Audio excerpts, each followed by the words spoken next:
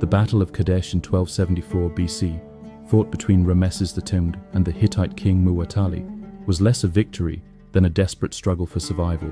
Despite the pharaoh's propaganda claims of triumph, the Egyptian army was nearly destroyed in an ambush, and only Rameses II's personal courage in rallying his scattered forces prevented complete catastrophe. The battle marked the end of Egyptian expansion and the beginning of a long, slow retreat that would continue for centuries.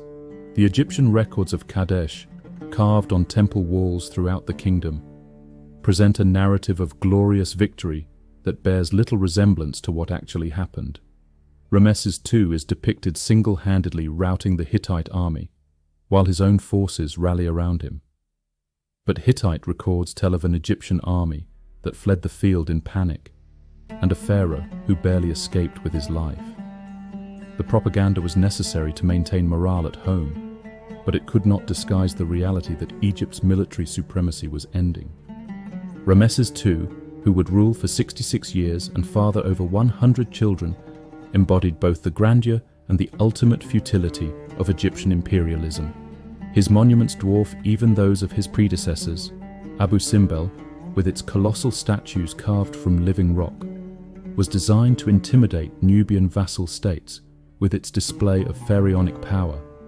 Yet the very size of these monuments betrays a growing desperation, a need to assert dominance through spectacle as actual military power waned. The construction of Abu Simbel required the labor of thousands of workers over decades, resources that might have been better spent on military modernization or economic development. The temple's facade, with its 4 60-foot statues of the pharaoh, was a masterpiece of engineering and artistry. But it was also a monument to vanity and misplaced priorities. Foreign ambassadors were duly impressed by its scale, but they also noted the absence of Egyptian armies from distant battlefields. The peace treaty signed between Egypt and the Hittites in 1259 BC was hailed as a diplomatic triumph,